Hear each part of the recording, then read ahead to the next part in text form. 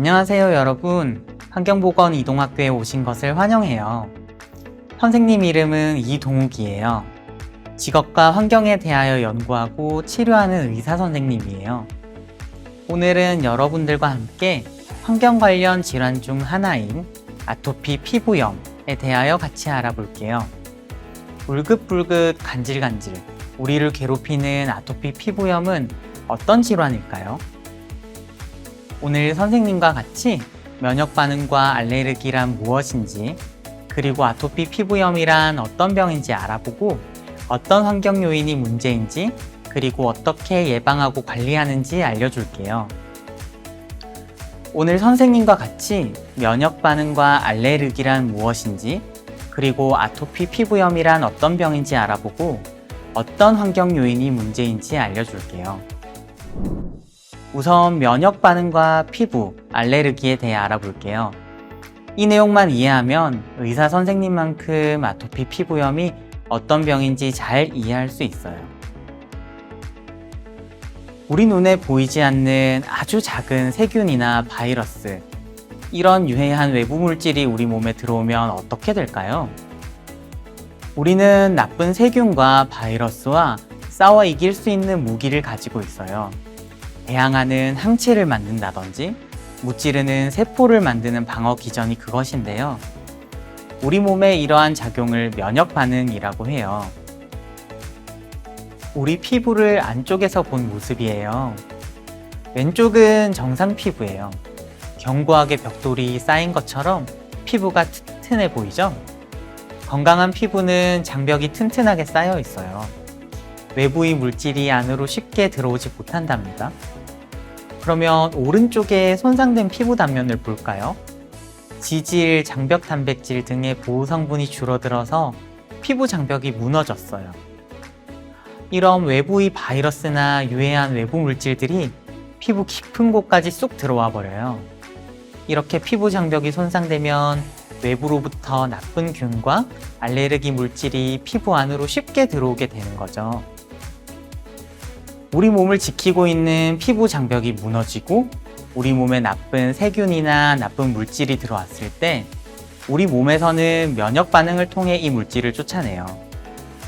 면역 반응은 우리 몸에 나쁜 영향을 끼치는 물질 또는 생물이 몸에 들어왔을 때 이를 식별하여 제거하는 생체 방어 시스템이에요.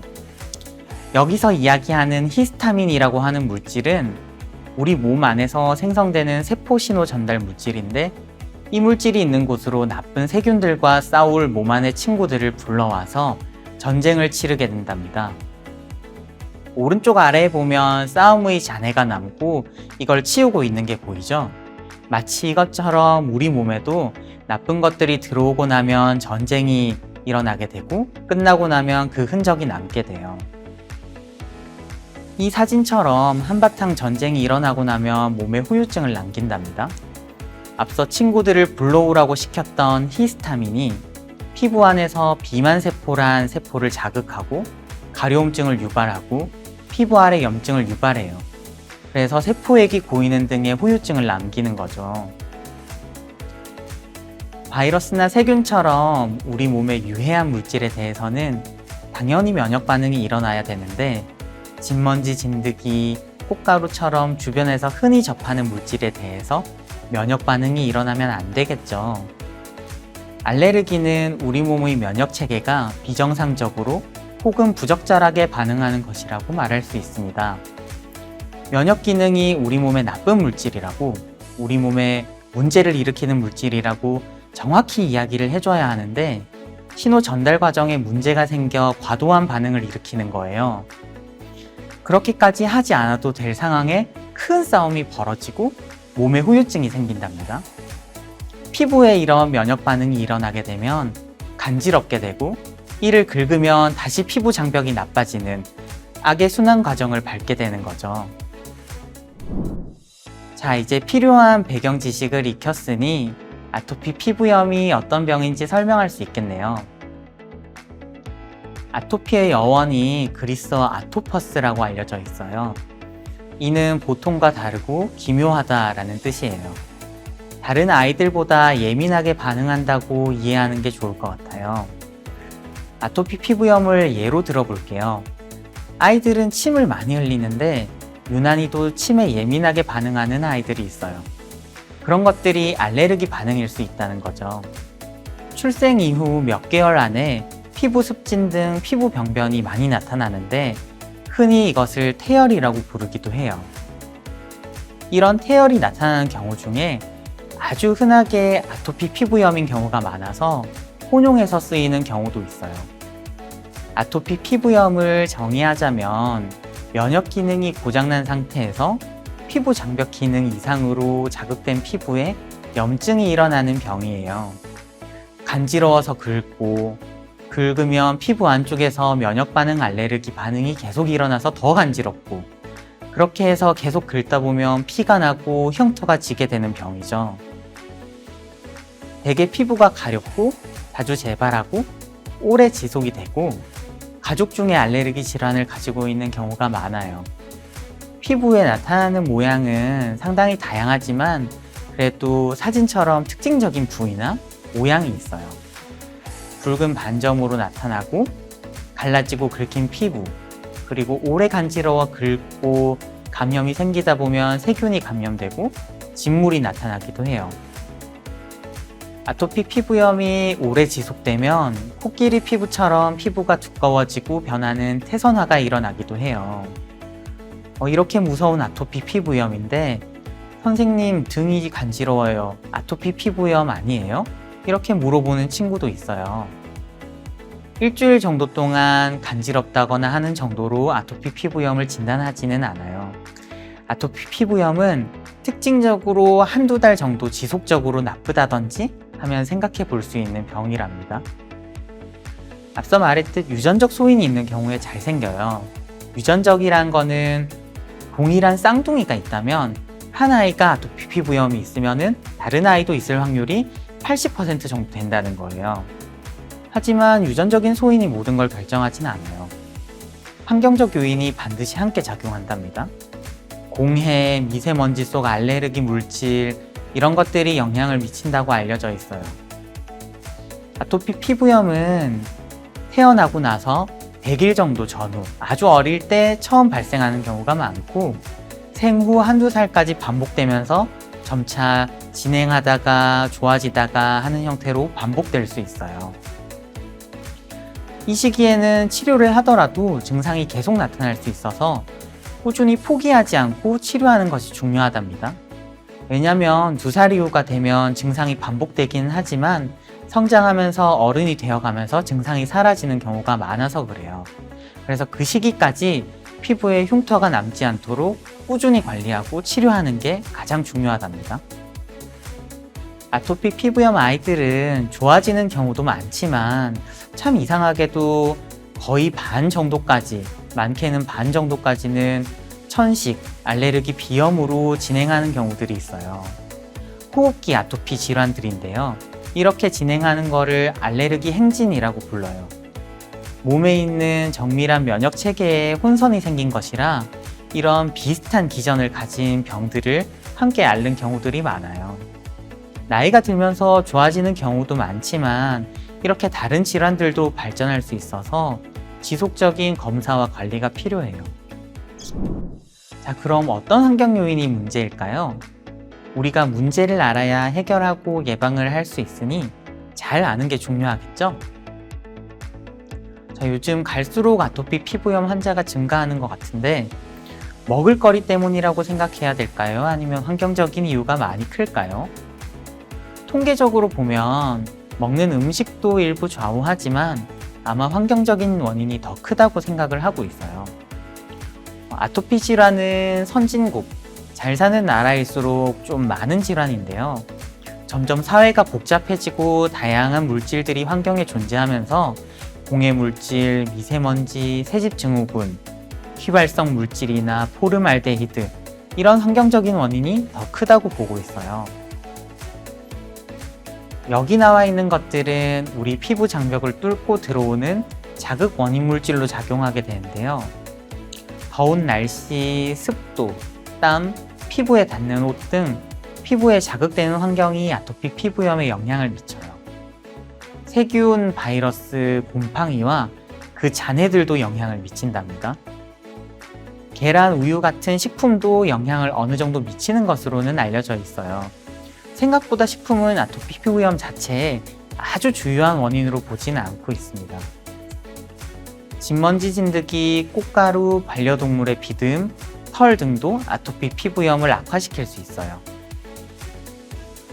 음식물은 어느 정도 관여를 하긴 하는데요. 이제 보통 여러분들이 생각하는 것만큼 많은 원인을 차지하고 있지는 않아요. 어쨌든 원인 물질을 찾아내는 방법으로는 혈액 검사와 피부 반응 검사가 있는데요. 아토피 피부염으로 병원에 오게 되면 서로 장단점은 있지만 혈액 검사 같은 경우에는 환자가 어떤 약을 먹던지 약을 바르던지 영향이 없이 원인을 찾아낼 수 있지만 그 원인을 아주 특이적으로 찾아내기는 어려워요. 피부 반응 검사는 피부에 그 물질을 두고 바늘을 찔러서 하는 검사인데 약을 먹거나 하는 경우에는 검사 결과가 잘 나오지 않기 때문에 치료를 제대로 하지 못하는 상황이 되기도 해요. 그리고 검사가 바늘로 찌르다 보니까 잘 검사가 안 되는 경우들이 있어요. 그래서 아주 어릴 때, 특히 한두 살 때에는 대개 혈액 검사를 해봐요. 그래서 특이한 항체가 몸 안에 많다고 하면 그 음식을 피하거나 그 원인을 피하는 식으로 하여 아토피 피부염을 예방하는 데 도움을 주는 거죠. 진먼지 진드기는 아토피 피부염뿐만 아니라 천식, 비염 등 알레르기 질환을 일으키는 가장 대표적인 원인이에요. 진먼지 진드기가 많은 환경에서 아토피 피부염이 유발되거나 악화될 수 있어요. 이 녀석들은 사람의 비듬, 각질 등을 먹고 살며 주로 침대 매트리스나 천으로 된 소파, 커튼, 양탄자 등에서 잘 서식을 한답니다. 다른 요인으로 아까 말한 햇빛이 있는데요. 너무 자외선이 강한 여름에는 특히 고온다습하다 보니 많이 노출되면 체온도 오르고 땀이 많이 나기 때문에 오히려 아토피 피부염이 심해질 수 있어요. 그래서 너무 덥거나 추운 환경이 되지 않도록 온도는 23에서 24도, 습도는 50% 정도로 유지해 주는 게 중요해요. 그 외에도 화장품이나 향수 등에 매우 예민하게 반응하는 아이들이 있어요. 이런 아이들은 아토피 피부염이 화장품, 향수 때문에 악화될 수 있죠. 이런 환경 요인들 중 우리 아이들과 연관이 있지는 않은지 잘 살펴봐야겠죠. 포름알데히드와 같은 나쁜 물질들, 특히 심한 아토피 피부염이 있는 아이들은 공기가 나쁘면 증상이 심해져요. 특히 겨울에 환기를 잘 안 하고 난방을 하다 보면 새로 산 가구나 새로 바른 벽지, 장판 속에 있던 이 포름알데히드가 공간 내에 쭉 농축이 되면서 피부에 안 좋은 영향을 미칠 수가 있어요. 또 다른 요인으로는 미세먼지가 있어요. 먼지 중 아주 작은 먼지를 미세먼지라고 하는데 이런 먼지도 아토피 피부염을 악화시킬 수 있답니다. 여러분 머리카락이랑 한번 비교해 볼까요? 머리카락은 정말 가는데 이 미세먼지는 5개 정도를 붙여 놓아야 겨우 머리카락 정도 두께가 돼요. 이보다 더 작은 초미세먼지도 있어요. 이 초미세먼지는 더 작아서 20개 정도 모아야 머리카락 정도 두께가 된답니다. 이런 작은 미세먼지는 우리 몸속 아주 깊은 곳까지 쏙 들어갈 수 있어요. 우리가 현미경으로 실제로 보면 이런 미세먼지가 피부 장벽을 뚫고 피부 안쪽까지 들어가는 걸 볼 수가 있어요. 그래서 미세먼지에 많이 노출되면 아토피 피부염이 생기거나 있는 아이들은 더 심해질 수 있다는 것이 알려져 있어요. 자, 그럼 이런 아토피 피부염과 환경 요인들 어떻게 예방하고 관리해야 될까요? 아토피 피부염을 예방하고 관리하는 것은 크게 3가지 원칙이 있어요. 회피요법, 피부관리, 그리고 약물치료가 그것이에요. 회피요법은 원인과 악화되는 인자를 피하는 거예요. 두 번째로 피부관리, 항상 피부를 잘 씻고 촉촉하게 관리해야 해요. 마지막으로 약물치료, 아토피 피부염이 생겼다 하면 초기에 의사 선생님 만나서 치료를 하는 게 너무 중요해요. 참고 이겨낼 수 있겠지라고 생각하면 아주 큰 오산이에요. 생활 환경을 어떻게 관리하여야 아토피 피부염을 예방하고 관리할 수 있을까요? 우선 침실을 깨끗하게 관리해야 돼요. 앞서 이야기한 진먼지 진드기, 우리 눈에는 보이지 않지만 여기저기 함께 살아가고 있답니다. 이걸 완전히 없애면 좋겠지만 그렇게 하기는 어려워요. 아토피 피부염이 있거나 피부가 약한 친구들은 여러분 침실을 깨끗이 관리하고 침구류는 뜨거운 물, 55도 이상의 물로 세탁을 해서 진먼지 진드기의 잔해를 깔끔하게 제거해 주는 게 중요해요. 카펫이나 천 소파를 사용하지 않는 것도 같은 맥락이에요. 애완동물의 털 또한 아토피 피부염을 악화시킬 수 있어서 피하는 것이 좋고요. 침구류는 알레르겐 방지 종류를 이용하는 것이 좋아요. 청소할 때는 헤파 필터가 장착된 진공 청소기를 사용해야 돼요. 그렇지 않으면 청소기에서 빨아들인 먼지가 다시 공기 중으로 흩달리게 되어서 공기를 더럽히게 되고 아토피 피부염에 자극이 될 수 있어요. 실내 환경은 땀이 나지 않을 정도의 온도, 23에서 24도, 50%의 습도를 유지를 해야 되고 환기를 자주 해서 실내 오염을 줄여야 돼요. 오래 자외선에 노출되거나 땀이 난 상태로 오래 지속되면 피부에 자극을 줄 수 있으니 주의해야 된다고 했죠. 이렇게 피부에 좋은 환경을 위해서는 좋은 실내 온도 습도를 유지하고 포름알데히드를 피하기 위해 자주 환기를 해주고 청소하는 것이 필요해요. 피부 관리는 어떻게 해야 할까요? 매일 한 번씩 약산성의 비누로 샤워하거나 물을 받아 목욕하는 것이 좋습니다. 피부에 자극을 줄여줄 수 있어요.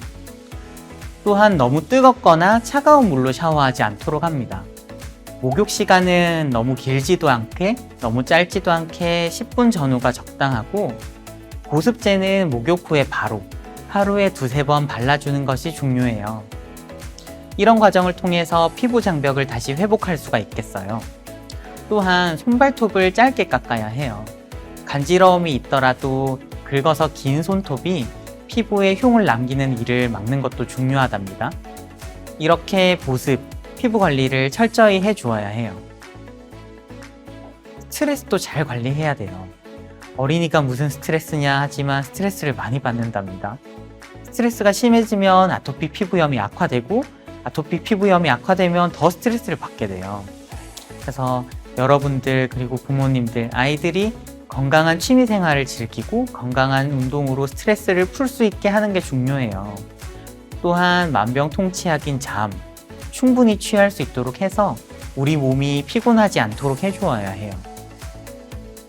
그렇다 하더라도 아토피 피부염이 생기거나 악화되는 경우는 있을 수 있어요. 그런 경우에는 빠르게 의사 선생님을 만나서 병의 상태에 맞는 올바른 치료를 해야 합니다. 우리가 참고 견뎌서 해낼 수 있는 것들이 있고 병원이나 약의 도움을 받았을 때 더 행복해지고 빨리 치료가 되는 병들이 있어요. 이 아토피 피부염은 현대의 난치병이라고는 하지만 굉장히 올바르지 않은 치료 방법들이 너무 많이 퍼져 있어요. 이런 잘못된 정보에 현혹되지 않고 피부를 전문적으로 보는 의사 선생님을 만나서 올바른 치료를 꾸준하게 받으면 아토피 피부염을 이겨낼 수 있어요. 자, 여러분, 오늘 아토피 피부염에 대해서 선생님과 함께 알아봤어요. 마지막으로 여러분들에게 하고 싶은 이야기가 있어요. 아토피 피부염은 우리가 살아가는 환경이 오염되면서 점차적으로 많이 생긴다고 알려져 있어요. 많은 화학물질, 중금속 등이 우리 환경 속에 존재하고 있고 이들이 복합적으로 작용해서 우리 몸의 면역 반응을 혼란시켜요. 우리가 우리 몸뿐만 아니라 우리 다음 세대를 살아갈 동생들을 위해서도 환경을 생각하고 아끼는 마음이 필요해요.